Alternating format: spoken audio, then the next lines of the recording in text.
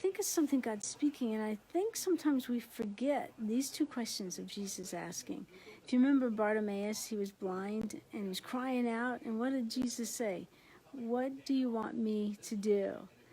And the other thing is, you have not, I think it's in James, you have not because you ask not. So I'm coming on here just to say, you know what? This is the year of dreams coming true. If you have been following me, you realize, or if you're not, my 82-year-old mother got remarried to a friend that's been in the family for decades. You ask not because you have not. You have not because you ask not. I asked Mom this past May, Mom, would you still like to get married? And she said, yeah. Dreams still come true. Sometimes those dreams come in the process of, I love the process of making wine. It's the crushing, it's the fermentation, and it's the bottling up and then being served.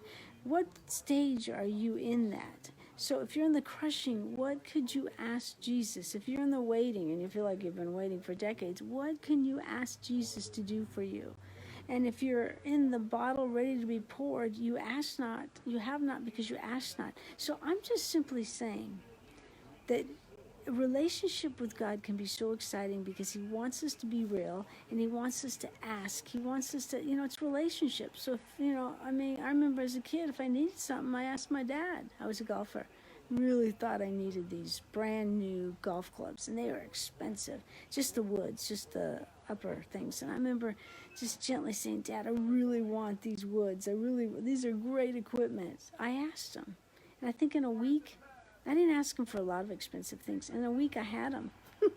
And my brothers say later that, he'd give you anything because he knew you had a full ride to golf. Anyway, but my dad's not around anymore. Hence my mom getting remarried. He died when he was 48. But it was. I think back of those examples of asking, and then think of it even better though. You get to ask your Father, who designed and knew what you were going to be like from the creation of the world.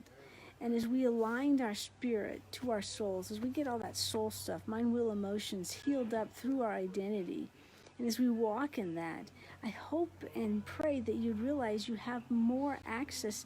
You can ask. I think it gives you more freedom to ask. So 2020 is going to be a great year. I believe your dreams are going to come true. Someone's watching right now and they just have a dream of being healed. I'm going to speak that. Healing for you in 2020. Some of you have wanted to really walk in some directions and the doors just haven't been open. So I'm going to believe for 2020 the dream of the right door opening. You have not because you ask not. Ask God to open the right dreams. Some of you, it just might be a financial mountain. Jesus said, as you have faith as small as a mustard seed, you could say to that mountain, move. So I pray and activate and say, God, more faith. Some of you, your dream coming true is just need to be reminded of this truth. The tide has turned. The tide has turned. Go to Psalm 118 and see how there was a battle going on. And in the midst of it, at the very end of the psalm, God has turned the tide. Your enemies, flick them off like flies because the tide has turned. You're walking in more authority of your identity. And in your identity, the authority comes. And then the negative, chaotic emotions come under control. So I just thought I'd come on and encourage you this morning or this afternoon. I was sharing with the Kingdom Mentor Academy about voice camp and the change in time, and just got stirred up on these thoughts. I've had to rest the last couple of weeks, and sometimes rest doesn't come easy to me because I tend to, I tend to think too much. And I guess you could say from my unhealthy soul. And then I go back in time. Oh my gosh, that was 35 years ago. What am I doing with my life? Like this morning, I was reading in scripture about Via Dolorosa, the road from Jesus to the cross, that actual road. And it reminded me of a Sandy Patty song. Do you remember her singing Via Dolorosa?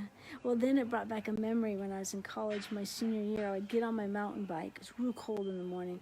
And I'd ride my bike to class. And I had that Walkman, forget iPads back there. And I'd listen to that. And I remember the feel of the cold against my cheeks. And I was my senior year in college, and I had all these dreams of using the golf platform as a way for my voice to speak and declare the goodness of God. And And instantly I was brought back to 2020. I'm like, wow, how many years ago is that? Oh my gosh. Instead of the last time, what am I doing with my life? Sometimes my emotions can grab my head and like really do a yank on it because it's all in the mind. I'm like, okay, wait a minute. God's in control. I'm writing down my dreams, and even in writing down your dreams and your desires, it's funny, God adds stuff to it. So he did a major shift on me, which I'm really excited about. Even in the midst of the waiting and trusting, I just believe rest is good. I believe it's good to come from a place of abiding. If you come from a place of abiding, it usually means you're coming from a place of your identity. It's not what you do that defines you. It's who you are in God's eyes is what defines you. You're not defined by what happened in your back years. You're defined by who you are right now in God. So I'm learning to do that in rest. So I'm going to go back to reading a book with the sounds of the NFL and the sounds of my husband working out down below.